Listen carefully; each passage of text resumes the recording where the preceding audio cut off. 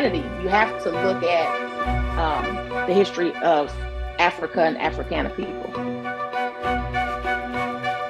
The Africans in Africa need to tell this story to help the Africans that are outside of Africa to have a better understanding of what is happening or what has happened in Africa. Because the story again is deep. It's not as simple as just numbers. And so I think it's important to collaborate. And I noticed that, in some circles you have continental African universities collaborating with institutes here in the United States, just in different places. But I think it's vitally important, and that collaboration will help to kind of bridge the gaps, that exist.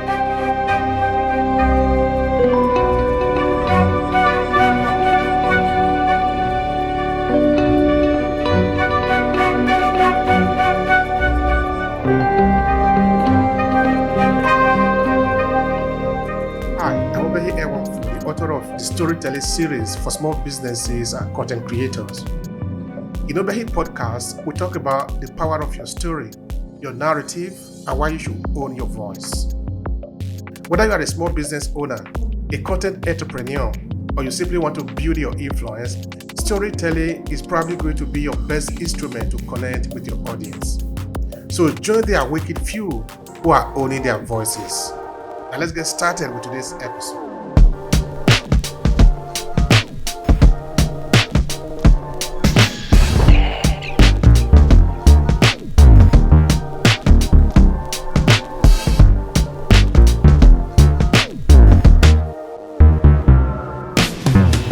So thank you for having me. It's a privilege to be on your podcast. My name is Dr. Eva Bohler. I'm an assistant professor at California State Long Beach. I'm in Long Beach, California, in the Department of Africana Studies. I just finished my first full year. It's a wonderful experience. I'm so grateful to be there. Some really great colleagues. I finished my PhD at Temple University in the Department of Africana Studies in December of 2021. And then, so kind of had like a long academic journey. I originally got my master's at Temple in 2006 when the department was called African American Studies. Then subsequently got a master's in English from Arcadia University in Glenside, PA. Worked in social services for about 15 and a half years. So I was working and going to school at the same time. So it took me a while to get where I'm at, but I finally arrived, and I'm grateful to be at this point in my journey. That's interesting. That is fantastic. All right. So we're talking about history. We're talking about story today. So I think we'll first of all take a step backward to know you a bit. Of course, that is how we set up this podcast. We really are passionate about our background. So at least we know the individual who is talking. Then we can know also what they're doing. So tell me a bit about your background, your adolescent years. Where do you remember about your childhood growing up? So I'm originally from Detroit, Michigan. So just growing up in Detroit, primarily my family is from the American South. So just having that Midwest upbringing, but then also having that Southern influence. And a lot of times in the American South, family is central. So having this extended family of cousins and older cousins who are like aunts and uncles kind of just really helped frame my background. And then also just really having this value of, and I think it really kind of played a role into my studies, really valuing who I am or who we are as African descended people. So a lot of that culture, played a role. A lot of just that the Southern culture really values Blackness, being proud of being who you are. And so I just kind of remember anecdotally as a child wanting Barbie dolls. It's funny, the new Barbie movie's out, but wanting Barbie dolls, and my parents always made sure that I had Black Barbies. Any doll that I had, they tried to make sure I had a Black doll. So just kind of really seeing that image of Blackness being beautiful. And so it's kind of, I think just kind of as I look back on that, it kind of really framed just kind of who I kind of became as a studier of African American history and Africana Studies. Thank you so much for that. That's interesting. That's very interesting. Um, was there anything that sort of point you towards becoming an academia, be interested in story? So I'm trying to understand if there is anything that could have pointed you to that direction, or is it a choice that you make out of a research or something like that? So I think one thing as I kind of look back on my journey, I think my undergraduate time, so I got a undergraduate degree at Michigan State University. And so during that time, I originally wanted to be a lawyer. So it's funny, like being an academic, studying Africana Studies, at that point really wasn't on my radar. I did take quite a few courses in undergrad, African American history, African American vernacular English, which I took a course with Dr. Geneva Smitherman. And I think really at that point, it kind of sparked more of my interest. But I still was on this idea of wanting to be a lawyer. But when I took the law school admission test, I didn't do well enough to do that. So I kind of had to redirect my life. And so just kind of thinking up a plan, I applied for the master's in African American Studies at Temple and got in. And so I kind of think that time at Michigan State, taking a few of those classes kind of started that. But then just having to kind of redirect what I wanted to do kind of really solidified that one thing that I thought I was supposed to do wasn't really the plan for my life. And so it just kind of really sparked this idea of what to do next and becoming an Africologist and getting this African American Studies master's. And it's funny because I really hadn't at that point, after I got my master's, thought of getting a PhD. But I think just kind of what I've learned in those years prior to starting my PhD kind of really set the tone for where I'm at now. Mm-hmm. All right. Now, of course, this is what you do now. This is where you are now. You've journeyed, you move. We can see your trajectory, where you're coming from. But tell me a bit about this. What do you like about African studies? What is interesting to you? What is passionate for you? What do you like about it? What sort of moving you forward in what you are doing today?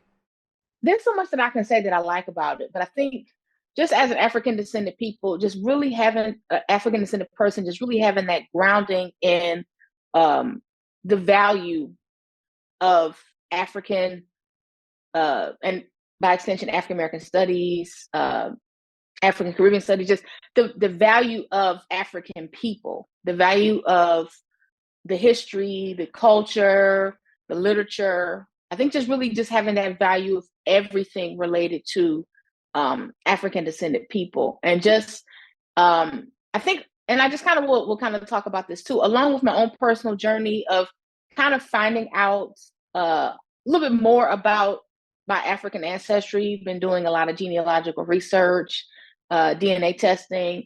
And so I think coupled with that, I've just gained this greater appreciation of what it means to be a person of African descent. And so I think just kind of looking at where I'm at right now, I really feel at home in Africana Studies because it's kind of really helped me to appreciate who I am as a person of African descent. So it's just so much that I can say that I like about it and just really feel at home in this space. And I'm thinking that there are some people out there who do not understand what is the importance. Why should we care about African studies?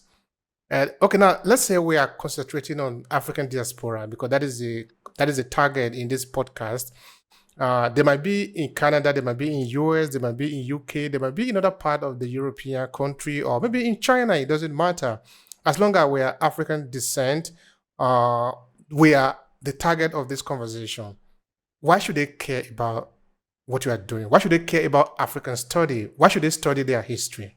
I think just simply Africana studies and the study of people of African descent is a study of humanity. You know, we all know humanity began in Africa. And so a lot of times people will, to that point say, well, that's just their history. But Africana Studies and African history is the history of humanity. If you think about the contributions of people of African descent to the totality of humanity, you can't isolate the history of Africana people and say that it's just their or our history. It belongs to everyone, because Africana people have played such an important role. And I think really, in order to understand humanity, you have to look at the history of Africa and Africana people. All right. Thank you so much for that. And of course, for people of African descent, it becomes primarily more important again because we understand that we are in a game. This game that we are playing,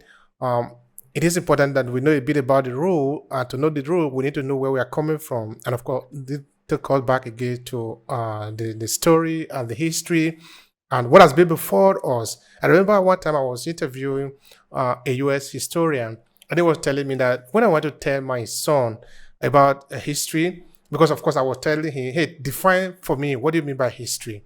And he was telling me, well, I would tell my grandson that my grandpa came before me, so I come before you. So for you to know who you are, you're going to have to learn about me. Now you are learning about me, you are learning about you. So it's a web that is very complicated sometimes, but it's absolutely important. We must understand that by learning about history, we're actually learning about us. Because if we don't know our history, therefore we don't know where we are coming from, then we are lost. And when we are lost, a lot of danger that await us, because with them we can even be at a danger to ourselves. It looks like someone who is having a nuclear bomb, and you don't know the consequence of what you are holding. So it means you can make it explode anytime because you don't know what you are holding, no? Anyway, let me put the question like this so that we can sort of zero it down a bit. Which area are you concentrating on in African studies? Sort of take us down to a line that you are focusing on mainly. Couple interests, I think. So I guess I can kind of start with kind of what my dissertation topic was and how I'm kind of really expanding on that, and then kind of some emerging things that I'm interested in. So I guess I'll say, like, so at Temple, for my dissertation topic, I did an Afrocentric analysis of the philosophies of Howard Thurman. So if you're not sure who Howard Thurman was, he was a theologian, philosopher, mystic, and a kind of just really this prominent figure in the civil rights movement in terms of how he influenced Martin Luther King and James Farmer, and pretty much the entirety of the early civil rights movement with his whole ideas of nonviolent activism. So kind of with that, and just kind of expanding on what I'm looking at now, I really am interested on this idea of intellectual activism, intellectual histories. So it's kind of where I'm focusing at now, but what I'm doing now is just kind of looking at also the ways in which women have contributed to that. So just kind of some current research that I'm looking at. I'm looking at Dr. Sadie Tanner Moselle Alexander, who was the second African American woman to get a PhD and the first African American woman to earn a PhD from UPenn, and also the first African American woman to get a law degree from UPenn. And so she, similar to Thurman, was really involved in the civil rights movement. She worked on President Harry Truman's commission to secure these rights. And so the areas that I'm really looking at right now is this whole idea of intellectual activism, intellectual history, how figures such as Thurman and Alexander really used their intellect, their voice, in order to kind of speak out against the injustices facing African American people, then also to provide solutions. I'll keep that in mind. Now, when you say African studies, are you looking at African diaspora or looking at African in general sense? In this sense, you're looking at African in Africa. Can you sort of help me understand that part? So when I say Africana Studies, so Africana Studies as a whole really encompasses the whole diaspora.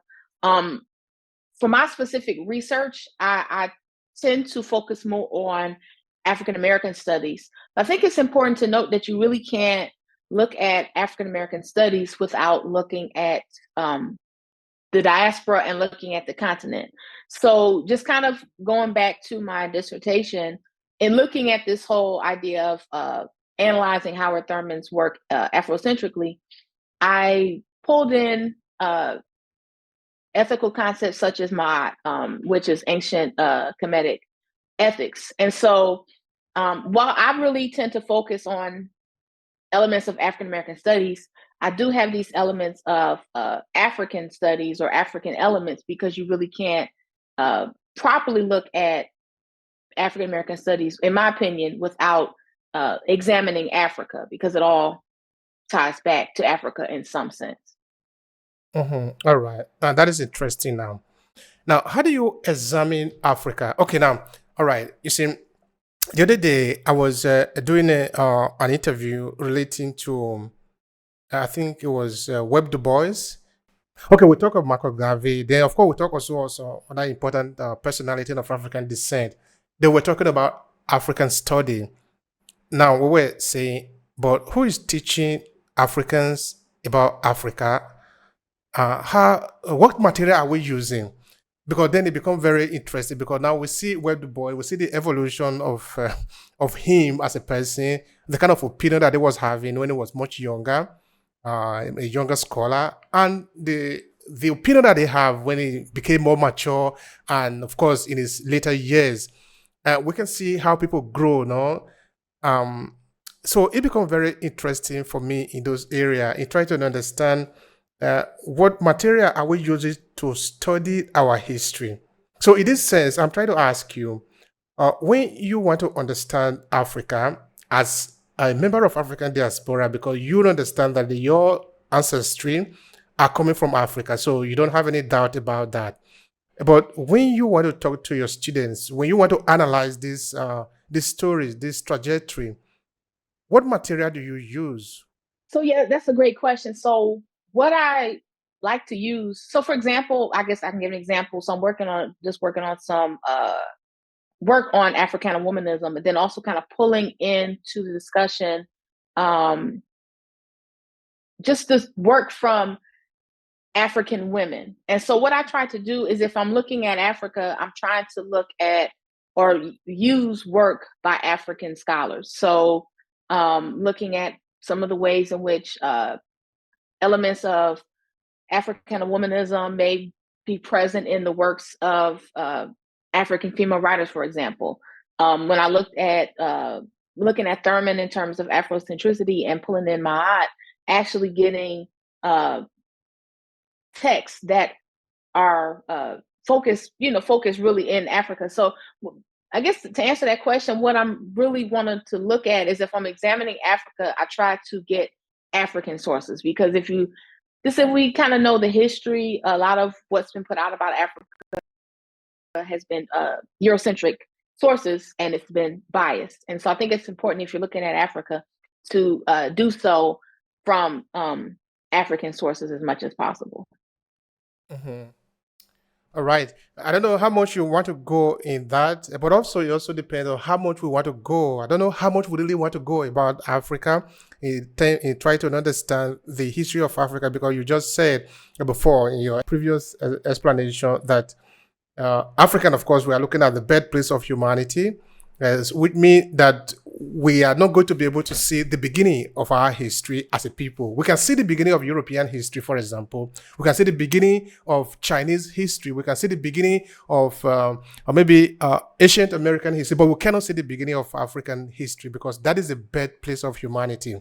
It has been there before our timeline. Okay, so how far are we supposed to go in order for us to establish what we want to say or what we want to talk about as history? That's a good question. So I think, yes, it is kind of hard, like you said, because you have European history, go sometimes further back. So I think honestly that's a question that I really haven't fleshed out. I think the only thing we can kind of really do is go with what we have. I think one thing that I've noticed is that you have a lot of ancient Kemetic, also known as Egyptian sources, that we can use. There are other sources we can use, but I think it's kind of hard to kind of pinpoint how far back we should go. Yeah, I think that's kind of a question I think kind of really need to wrestle with a little bit more. All right. Okay. That's fair enough. That's fair enough. Now I'm trying to understand. Okay, the other day I was interviewing a guy, I think a professor in US. Then I was talking about the importance of collaboration between African scholars and Western scholars. In this case, US scholar. In that there is a lot of things that is actually going on within African history and African reality that is sort of bizarre almost, no? Okay, let me explain what I mean. Up until recently, if we in Africa need to know anything about African diaspora, which is the other part of Africa that are not in Africa, we need to know this through the Europeans. And if those, say, Africans in the diaspora want to know anything, particularly those that are be a victim of slavery and have a kind of a direct connection with Africa, they will need to know about Africa through also the lenses of the European. And this has placed the European at an advantageous position. And this helped them to sort of play us a lot in that they can tell you what they want to tell you about me, and they can tell me what they want to tell me about you, which means you don't know me, I don't know you, so we become sort of alien to each other. But we are not supposed to be like that, and that makes it very difficult to know who we are. But this is 2023. We have internet, we have a lot of resources. I'm trying to understand how much collaboration should take place between even US universities and universities in Nigeria or in Ghana or in Sierra Leone or in South Africa or in Kenya or in Congo should take place if we are talking about African history. How much collaboration should take place so that we can have enough raw materials to analyze our history? Because again, I want to repeat, Europeans cannot teach African history. They never had the intention to do that. They will never do that, not even in a million years. So if we want to know about our root, which is Africa, because if we think about the root word, African diaspora, we take away Africa, the diaspora doesn't make any sense. So it means that we need to do the raw work, the hard work, the digging to learn about us. So how much should collaboration play in this part? I think collaboration is vitally important, just to kind of combat the ways in which Africans on the continent may view Africans throughout the diaspora and vice versa. And so I think just it's important to collaborate to kind of just tear down those misconceptions, because there are a lot of misconceptions on both sides. So I think it's important, and it's important also to have this exchange of ideas and knowledge where each can pour into the other. And I think the whole idea of collaboration can really tear down the idea of opposition, so that it really becomes this idea of we're brothers and sisters, because, ultimately we really are. And so I think it's important to collaborate. And I noticed that, in some circles you have continental African universities collaborating with institutes here in the United States, just in different places. But I think it's vitally important, and that that collaboration will help to kind of bridge the gaps, that exist because of these false ideas that have been kind of perpetuated from Eurocentric scholarship. Mm-hmm.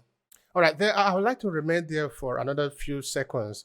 Now, let's look at you, for example, a scholar in the diaspora, okay, in the United States, who is doing African study.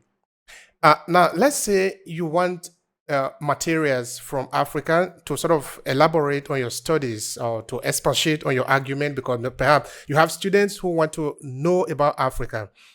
What material would you need in Africa? Because, okay, materials will be, okay, in the context of history in this case, we need to talk about maybe the experiences of the people who have been there.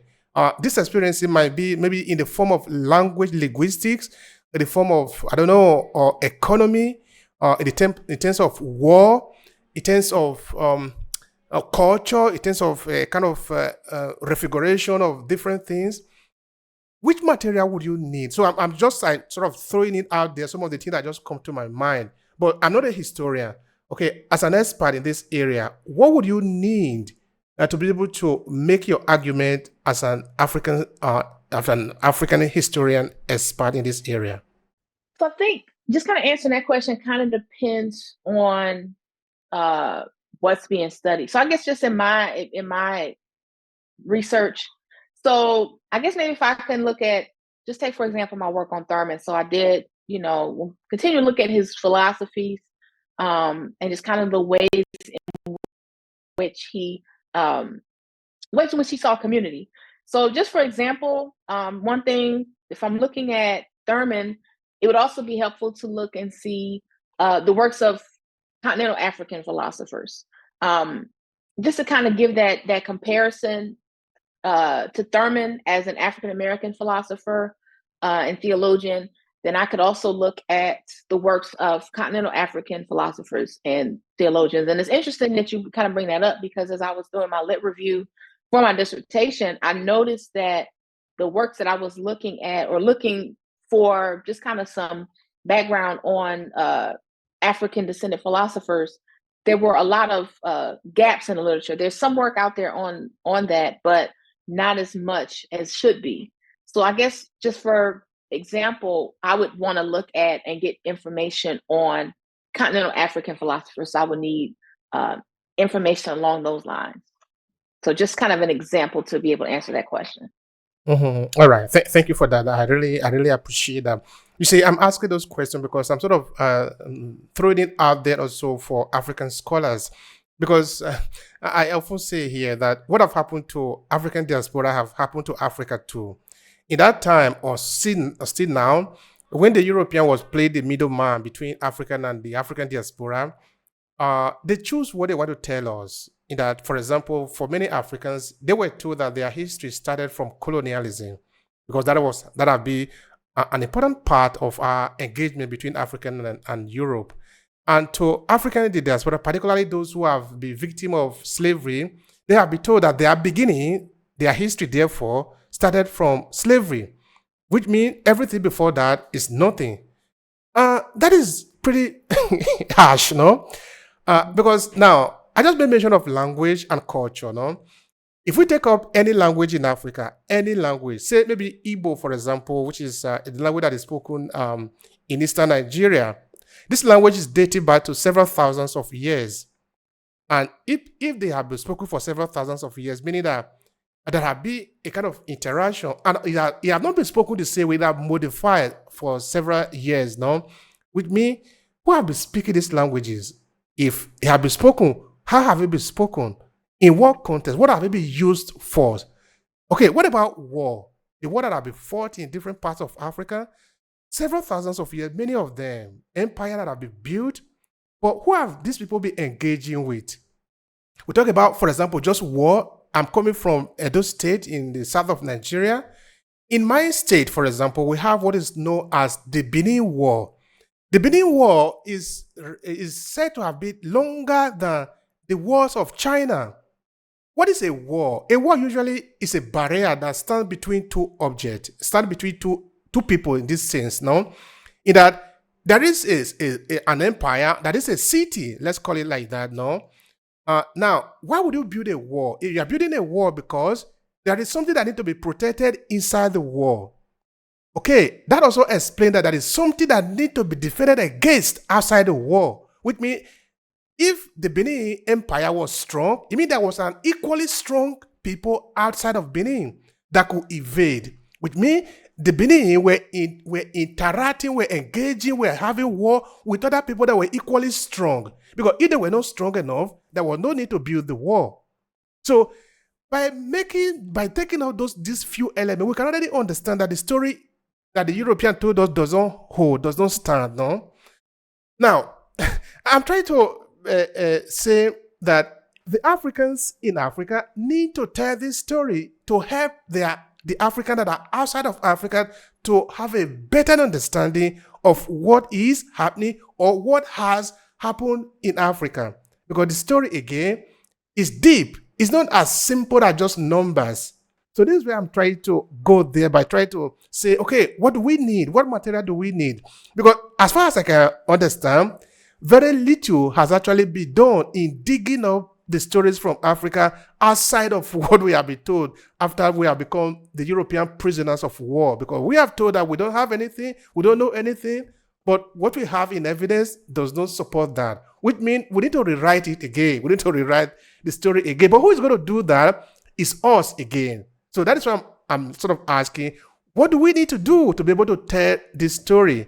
So now, Africans in Africa need to tell the story from their point of view, and those also in outside need to tell the story from their point of view, and we need to put the two together to make the story. I don't know if I'm making sense there. Yeah, I agree. I think, and it just kind of goes back to the idea of the importance of collaboration, kind of the point that you made in terms of how continental African scholars and, for example, US-based African descendant scholars work together. So I think needs to be this idea of collaboration, telling stories, each one tell their story to dispel these Eurocentric myths of where our histories actually started. And so I think it's just vitally important that, like you said, just for the stories to be told and for us to work together. All right. Thank you so much for that. I would like to talk about the philosophy of Hornward, the one that you were referring before.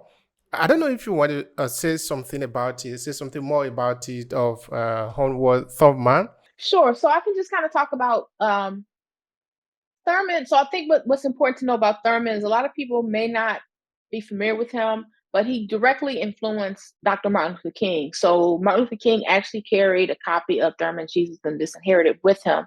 And so Howard Thurman really was driven by these ideas of community, and he saw community and togetherness as just really this method of fighting against racism and segregation. And so his idea was that really, in order to dispel this hatred that kind of is at the root of racism and segregation, there needs to be this idea of community. And then also what he really had an idea of for African descendant people in America is that we're not defined by our oppression. So he really had this idea of even though there's oppression and segregation, there's racism, we're not defined by that. And to not necessarily treat this mistreatment with hatred towards whites, but also have this ethic of love, which he saw as really being able to combat that. And so there's so much with Thurman that can be talked about, but just kind of in the essence of time, that's kind of some of his main points. And also he had this whole idea of he's known as a mystic. And so this idea of getting along with God in order to have this better relationship, these ideas of solitude, but he did not necessarily see solitude as just the way people should live. He kind of believed in this idea of mysticism as this time of refreshing, to be able to come back to your communities and come back to others in order to really build these ideas of community to kind of combat racism. That's very interesting. There is an episode. There is a series we do here. We call it Life and Legacy, where we take up the individual in our history and examine who they are, what they have passed through, and what we can learn from them. But anyway, maybe that on another occasion we should be able to talk about this individual. How do you approach your research? Say maybe, for example, you pick this individual, Howard Thurman. That is the individual you wrote about in your dissertation, right? Mm-hmm. Yes. Why did you do that? Why was that personality in history, the person that you wanted to write about?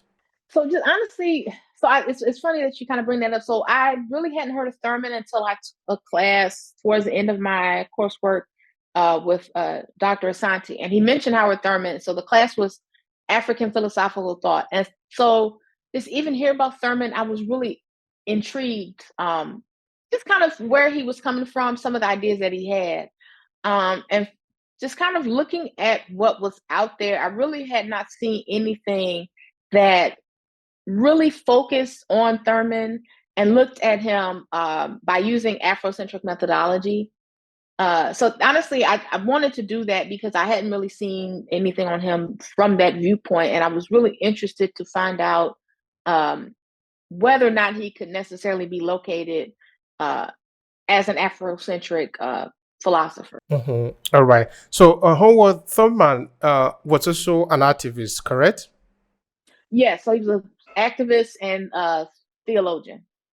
Okay, activist and theologian. What would you want to say about his activism? And because I really want us to spend some time talking about, because I understand that you also like the idea of activism, political activism, and things like that. Is that correct? Yeah, yes, Okay. that's correct. Do you want to say more? Say something more about that? So yeah, just even talking about Thurman and his political activism, what he did a lot of his activism not necessarily on the front lines of protesting, but he used his work as a theologian, a lot of his sermons, and through his writing. So he was not necessarily, I would say, a frontline political activist, but he was still an activist. And so he used his background as a theologian to really pull out some biblical principles in terms of why he wanted to bring these issues of racism and segregation to the forefront in order to combat them. And he pulled out a lot in terms of his sermons in order to really combat that. And so what he did in terms of his activism was, as he fought for these ideas of equality, he really pushed forth this idea of community. And so this idea of community was central to his idea as a political activist. And so just for example, he founded in San Francisco the Church for Fellowship of All Peoples. So this whole idea of all people belonging, everyone being a part of the conversation, everyone being able to have a seat at the table was central to his idea as a political activist. Because if you pull together this idea of community, all people, everyone together, that's what he used to really fight these ideas of segregation. So if you have, there's mutual respect, there's mutual commonality. In his idea, there's no way that you can have segregation at the same time. So he really positioned himself as a political activist, but not necessarily what we see on the front lines of protesting, but through his work as a theologian and as a writer. So I think that's just kind of where I'm interested in him as this intellectual activist. Now we also see him as a philosopher, sort of.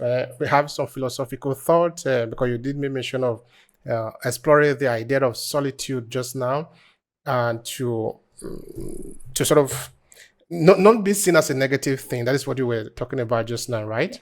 Yes. Do we know where Thurman got those ideas from? How did he develop those ideas? So that what do we learn about where he got those ideas from? So from the research that I've done, he really got this whole idea of solitude from the idea of mysticism. And I believe he looked at some of the works of Moltmann, Jürgen Moltmann, who was a German, if I'm not mistaken, theologian, but also had some ideas of mysticism there. So he kind of really got a little bit of that from this whole idea of mysticism, where one again goes away, has this idea of contemplation, getting alone with God, ability to pull away and have solitude in order to kind of deepen their relationship with God, which once one comes out of that time of contemplation should enable them to go back to their communities in order to effect change. So this idea of mysticism kind of came from, or solitude kind of came from some of the people that he studied in terms of mysticism. How would you describe the state of civil rights today in the United States, or political activism, as it were, to get people more involved in what is happening from the political spectrum?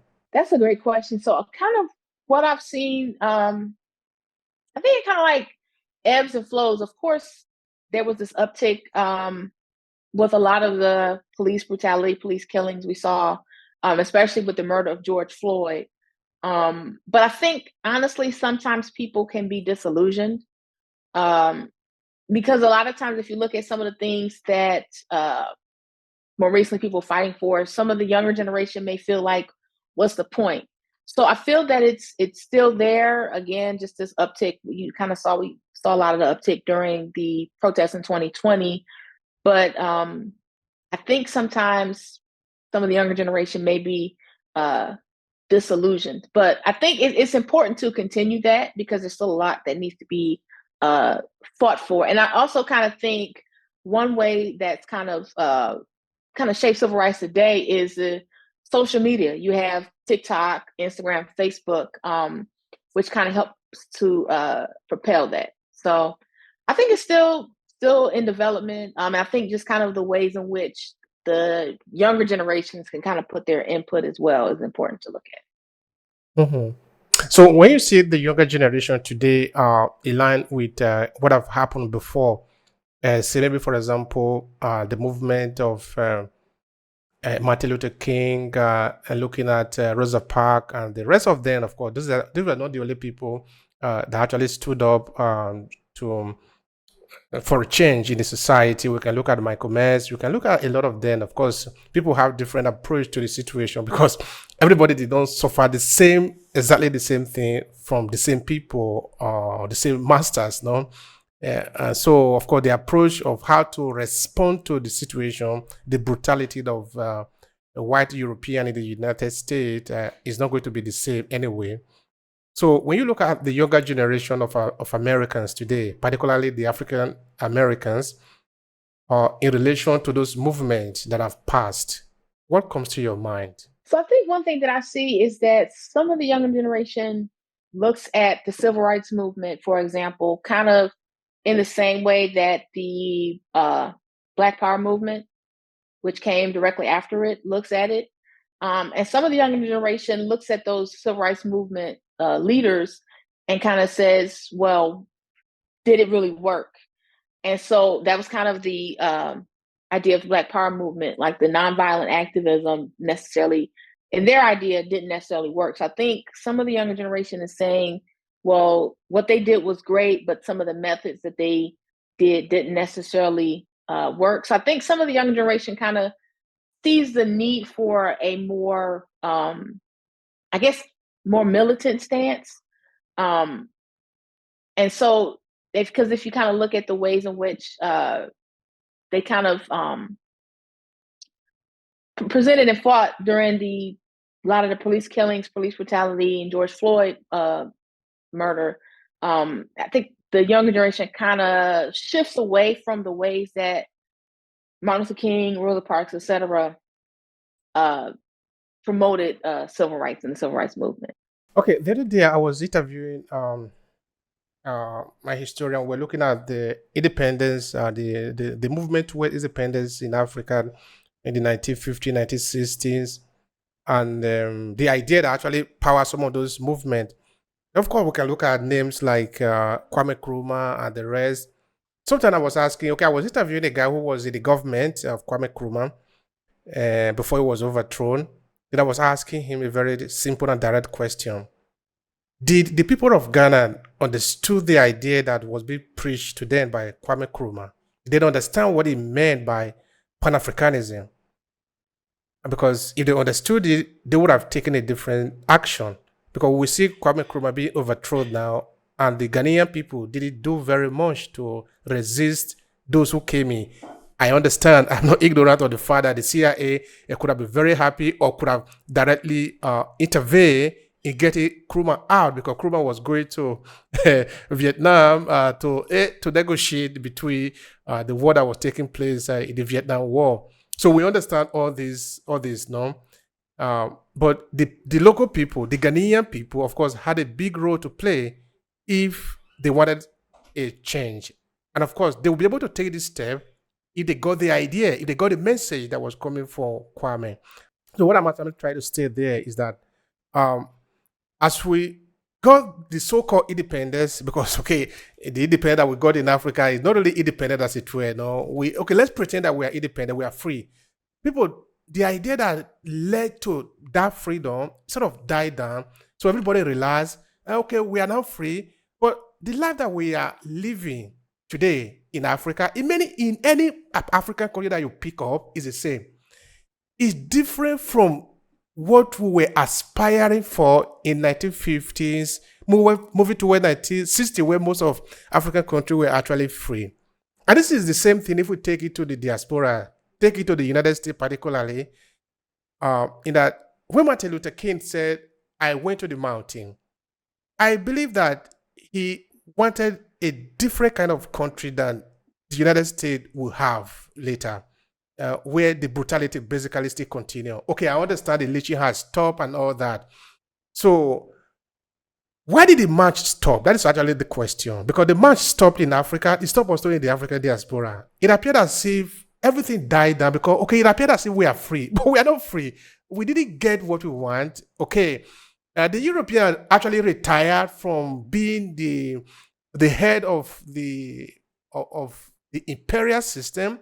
But they planted people in place to sort of continue to work in the shadow, no? So why did the people stop? Did they get the message? Did they understand what the founding father was asking for and what they eventually got? That is the question. So that's a great question. So I think it's important to note in some aspects, the marches haven't stopped. Well, they kind of paused, and then again in early part of the 2015-16 and leading up to George Floyd, after George Floyd's murder, the marches, you saw a lot of marches. But I think just in that period, kind of in between that, you can kind of point to this the shift in from the civil rights movement to the Black Power movement. And kind of what the Black Power movement looked at was that we have all these marches and these nonviolent protests, but where is it getting us? And so I think in some instances, the marches stopped because in some circles, people felt that it wasn't necessarily doing anything. But then also you have this element of complacency because, in some instances, especially in the United States, African Americans in some circles did kind of do better economically. So then you have this element of complacency where some specifically African Americans said, well, things are fine, things are better, we don't have to march. But then I think, when you had like Michael Brown and Sandra Bland being killed and George Floyd, people realized that there's still a problem and there's still things that need to be addressed. So then you kind of saw the resurgence of these marches and protests. So I don't know that they kind of paused, but I don't know that really say that they stopped. It kind of just depends on the viewpoint of, pretty much how people view the place of African Americans kind of determines the element of protest. You see, now as we were talking of looking at maybe that life is better, we can say life is better today, but I'm trying to understand the objective, for example. I understand that in Africa, then we had, we still have today strong men. People had are very, very strong, but very few of them. They are very strong. They can do anything. But the people are very weak. The African population are weak. They don't have powers. They are not able to hold their government accountable, which is in other part of the world, like in Europe.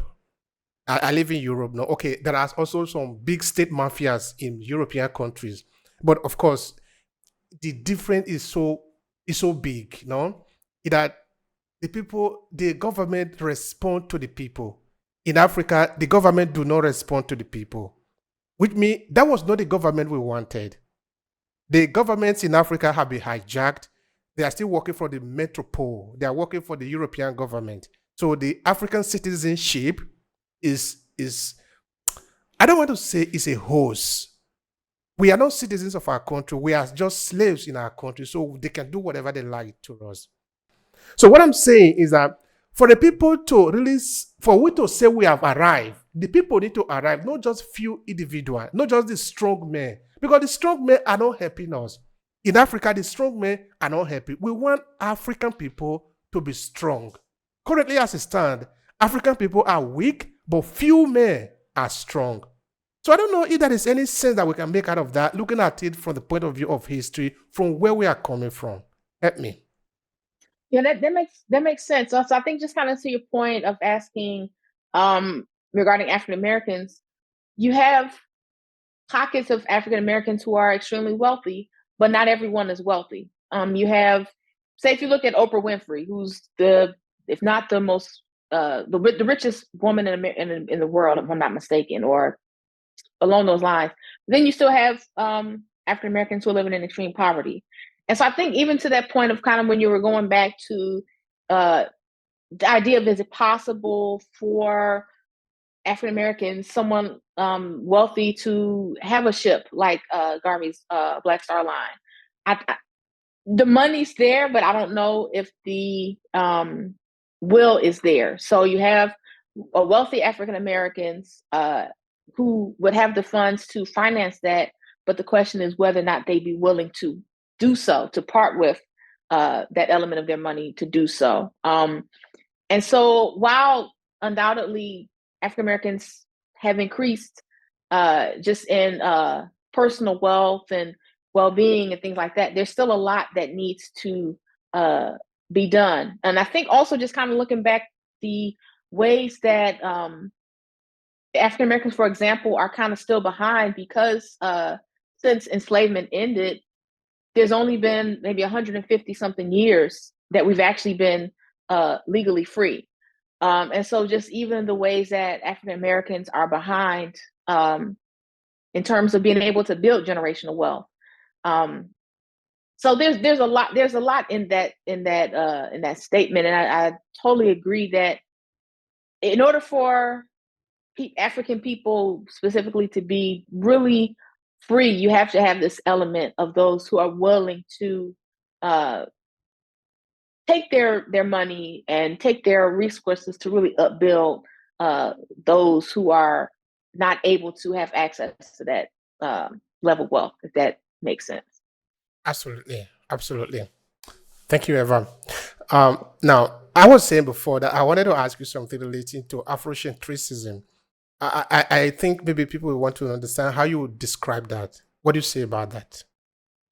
So Afrocentricity really, I mean, this basically it's centering African descended people at the center of their analysis about their experiences. So I think just kind of what we talked about earlier, and just the ways in which the stories of continental Africans has been told from a Eurocentric viewpoint, and how the stories of African Americans have been told from a Eurocentric viewpoint, with this idea of history only beginning after colonialism, or history only beginning once enslaved Africans arrived. And so really what Afrocentricity kind of really seeks to do is center African people at the center of their analysis, and not necessarily looking at them from the way Europe tells the story, but how do they tell the story. And so just really valuing the experiences of African people, valuing African people's culture, and not allowing Europe or European worldviews to really tell their stories. And how are we supposed to promote this idea among Africans, particularly the younger generation of Africans, to understand that they need to see reality through their own lenses? Because I repeat again, we cannot see the lenses, we cannot see life or reality through the lenses of other people. It is putting us at a disadvantage. But how do we preach that idea? How do we say that idea, particularly to younger people who have the tools of the age, like the internet, so that they go out to search for information that they want to search for? They need to look for the information that they want to look for. They see what they want to see through their own lenses. I know that might not be very simple, but that is what we need to do. How do we make sure that people understand that? So I think it really starts just with telling young people. I think you just kind of have to start at the root of the history of African descended people. So I guess just for example, a lot of young people here in the United States believe that the history of their ancestors began at enslavement, and not necessarily this ideas of a rich culture, rich history that existed prior to that. And even the ways in which African Americans have kind of basically become their own ethnic group with a unique history, unique culture. And so I think you really have to start with telling young people that African descendant people's history and culture is rich. Just kind of combating what they may have heard about stereotypes about Africa, stereotypes about African descendant people, and even stereotypes about other people in their community. So you kind of have to start with just that, promoting the richness and the beauty of African people and the culture of African descendant people. Thank you so much for that conversation. I really appreciate it. So how would you conclude the conversation that we have had today? What would be your final message? Please go ahead and do that. So thank you so much. It was wonderful, wonderful coming on here and talking to you. So I think just one way that I would conclude is just to say that the history of African descendant people and investigating African descendant people is an ongoing project. So it's nuanced. It doesn't necessarily just look like one thing, but I think it's important to note that it's an ongoing project, and that overall Africana people have a rich, deep, and beautiful culture that is worth valuing and exploring. Thank you so much for that, dear Eva. I appreciate the conversation. Really have been very rich here. Thank you. Thank you so much for having me. If you enjoyed this podcast, please subscribe so you never miss any of our future episodes. Rate and review Obehi Podcast and share with your friends who might need it. Thank you so much for listening. I'll talk to you in the next episode.